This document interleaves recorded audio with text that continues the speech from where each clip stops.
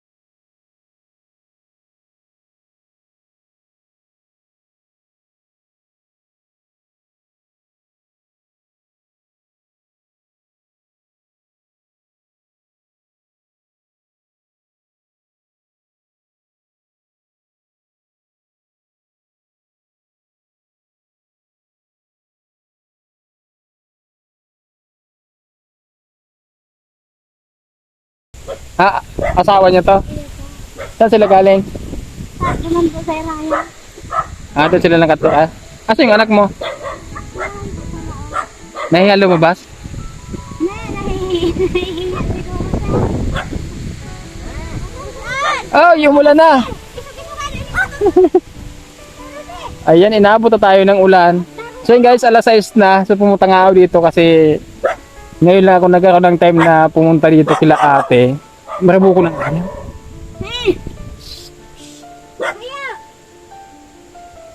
Ngayon lang ako nagkaroon ng time dito para pumunta kila ate. Yan. Ang mga malinis yung mga bata ha. Medyo madungis ng isa.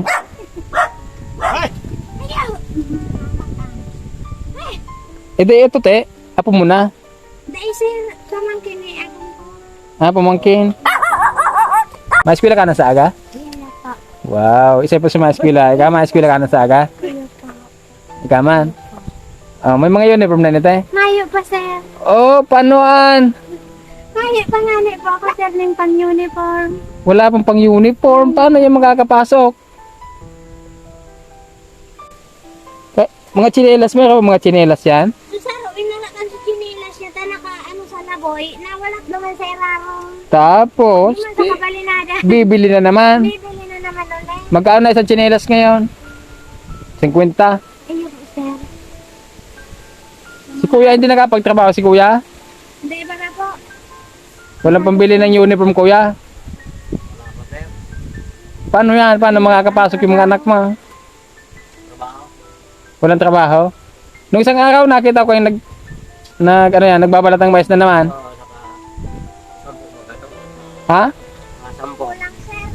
Sa, 10 lang? Magkano lang yon? 300? Oo. Maghapon yon? Magkapon na yan. Nako.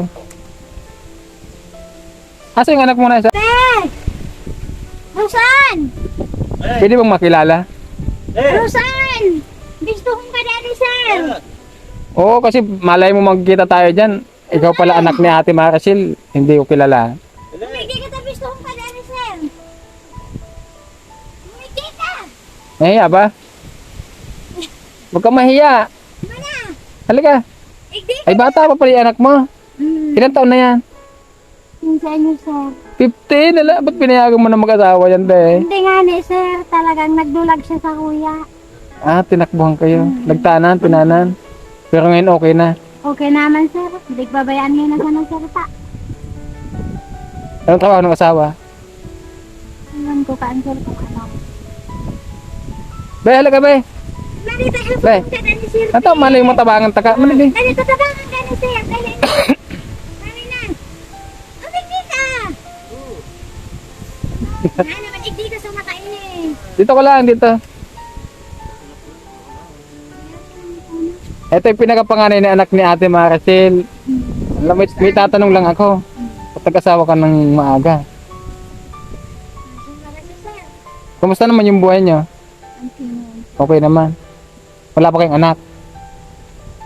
Pero muntas ka na, no? Ilang buwan na? Anong na, sir? 6 months na? Wala. Sabagay, andyan na yan eh. Kuya! Okay lang matanong kita, kuya. Ha? Ha? Kulang po ay. Ha? Kulang po. Ah!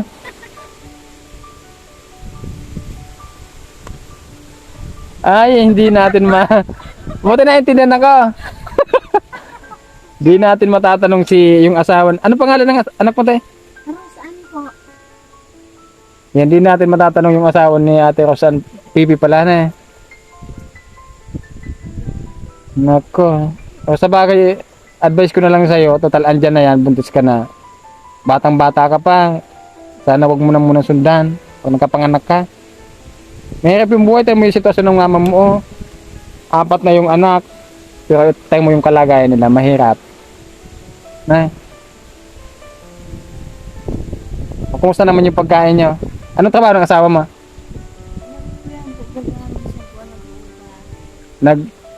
Nagbabalat ng mais din.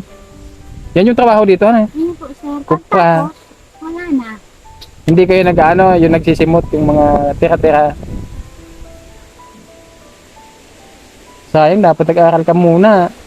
Aral ang sir, kaso. Anong naisipan mo, ba't nagtanang ka?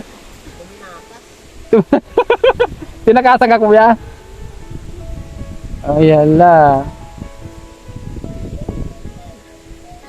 Saan kayo nakatira?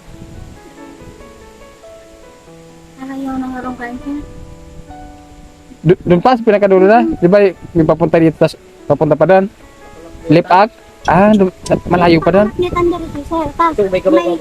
Ano nga palang apelido mo ulit eh? Aray. Aray, kala ko Arsi. Aray, sir. Kasi pinakita kami sa KMGS no, kagabi, na KMGS kami. So, taga dito sa Lipak. Arsi pala yan. Iniisip ko yung apelido mo. Sabi ko, Si Iyan, sir! ha? Pinsan niya, garo po. Ah, kilala niyo yun? Tugang, ang ano. Kilala mo si Kuya Jesus? Ay, po siya po, dama. Oo, alam niyo yung bahay nun? Pinsan ng asawa mo? Lansi po, ah. Blanse. Paano naging pinsan ng asawa mo?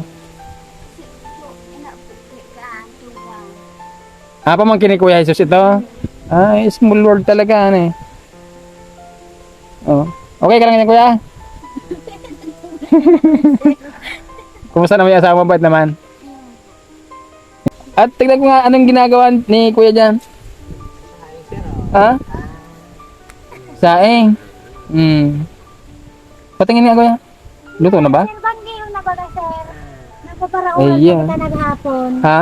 Nagpaparauran pa naghapon. Oo, galing kami sa Naga. Ganyan? Oo, kanina. Maulan doon. Ang anong talaga? Kaya hindi agad ako nakapunta dito. Pumunta ako dito para bigyan kayo ng pera. Di ba sabi mo wala pang, magamit sa eskwelahan ng mga bata? Oo, wala pa talaga sir. Oh, may 2.5 dito na pinadala si Tita Manay. Gamitin niya para makabili ng mga uniform tapos mga papel. Uniform talaga. Tapos mga tsinelas, walang mga tsinelas yung mga bata. Naka. Chinilas mo na sa chinilas mo. Kain. Ay, chinilas. Sa kami na. Kung walang plus, buti lang dala ko tong isa kong cellphone. Baka hindi, kung hindi ko dala, asan kayo dyan? Lahat tayo makita. Ano gusto mo sabihin doon sa nagpadala na? Salamat po Maray sa nagtao kang yan, pambakal po ng uniform. Salamat po talaga. Maka-eskwela na po sa agay ng tulo ko po. Salamat po. Yeah, si Kuya, ano gusto mo sabihin? Salamat po ma'am, pagpadala ng yung pera. Tanganin mo makapasok ng mga anak ko high school. Sorry kasi alangan yung punta ko dito kasi kagaling ko nga lang ng Naga. So dumating kami hapon na din. Ilang araw na sa akin yung pera kaso nga lang siyempre busy tayo, hindi ko agad nadala. Hindi po, So bahala ka na muna ate na diskarta na, pasensya na kasi ito nga gabi na pumunta dito, alangan na yung bili mo ng uniform ko sakali. Sorry. Anong gusto mo sabihin? May pang uniform ka na. Salamat po. Salamat po. Mag-eskwela ka ng maayos ha. Kaya po. Sige. Salamat po. Salamat po. Bumili ka ng tsinelas na. Ikaw yun nawala ng tsinelas? Wala po. Bumili ka ng tsinelas ha. Si Kuya. Salamat po. May kamay ka ng tsinelas? Wala po. Ha? Pakit po. Punit. Bumili ka ng tsinelas na. Ito. Hindi po parat it na binakal kong tinila. Kaya di kumusta naman yung kalagayan nyo tayo? May sarili din kayong bahay? Nakikitira lang sa biyanan mo? Ay, batang-bata ka pa talaga. Tingnan mo dito sa video Parang 12 years old ka lang Ilan taon na yan tayo? 15 pa sana po 15? Naku, sayang. Yung tungkol dun sa paglilipat bahay nyo? Ano pa sir, ano pa da sa laog, ma-flooring pa da po. So pagkatapos, lilipat na kayo? Hindi po sir. Ba't kala ko hindi kayo pwedeng magtanim dito? Ba't yung plot andyan? Ililipat nyo na lang? Lipat mo na lang din sir. So meron na? Iba na po May sir. tanim na yan? Anong tanim dyan kuya? Lada, Sili? Tapos? Pwede lang po itong upo. Uy, kalabasa. Sili tapos kalabasa. Ayan. So may good news ako sa inyo tayo na bad news. Alam mo yon? Ay, sorry kuya. Bad news na good news. Di ba nasabi ko dati sa inyo na bibilihan ko kayo ng lupa? Ayun po, Kasi may alam kami na 15,000 lang yung lupa dun sa Kabalinadan. Sorry kasi naunahan tayo magbayad. naunahan tayo. Oo. May pambayad na sana tayo. So katunayan meron kayong 23,000 sa akin. Pambili natin ng lupa yon. So ngayon kung makakahanap kayo ng mga 20,000 hanggang 30,000 siguro na lupa, kontakin nyo ako na Ay, ito po ka dyan. Ha? Ito na. Meron? Magkano? Ay, wala. Ay iyo sir. Magkano? Haputon ko sir. Dapat makuha ko ang number mo sir. Kung kukunin mo yung number ko, ano pang gagamitin ko? Yung ano po. Hindi, meron talaga dyan? Iwa po sir. Di nyo alam kung magkano. Dito. Sa tingin nyo, estimate magkano? So aram sir, taday ko man po kaya na yun. Mga 20? O sige, iiwan ko mamaya yung number ko sa inyo. Kontakin niyo ako ha pag babayaran agad natin. Nalate lang kayo ko nung yung 20,000 doon, ay yung 15,000 na lupa doon, nalate lang ako magbayad. So nahiya nga doon sa sponsor pero napaliwanag ko naman sa kanila kung ba't nangyari yun. Kaya yung gagawin natin, maghahanap ulit tayo ng panibagong lupa na bibili natin. So kung mayroon kang alam, sabihin niyo sa akin na. Kontakin niyo agad ako para mabayaran natin kasi baka maulit pa yung nangyari. Hindi Sayang naman. Mura sana yun eh. Kunan mo sa Eh, yung maging kalagayan niyo dun, kumusta naman kung sakali? Malapit ba yun sa school? Lapit talaga. Malapit, tapos yung malapit tubig. din sa tubig, Oo. sir. Ah, malapit din sa tubig. Tubig, oo. Ah, di mas maganda. Oo. Oh, sige. Di na magtatagal na dahil baka umulan. Ay, wala so, ano ni sir, ay so, papel, tamahagadong tang number ni sir. Oh, sige, akin na. Dali na, bebe, sa papel mo. Yan, hingi ulit ako ng pasensya dun sa mga sponsor natin na nagpadala para makabili nga sila Ate Mara silang lupa kasi yun nga, naunahan tayo magbayad. Kaya sorry po dun sa mga sponsor po natin. So ayan, maghahanap na lang po ulit kami ng panibagong bibilhin. Sila ate may alam naman na lupa na pwede nating mabili. So di pa natin alam kung magkano yung presyo. So ayan, iwan ko lang yung number kila ate para text na lang ako. Yan, dun po sa mga sponsor natin, meron po tayong 23,000 pesos na dadagdagan po natin para makabili po tayo ng lupa nila at Ate Maricel. So ayan, maraming salamat po sa inyong lahat and God bless po.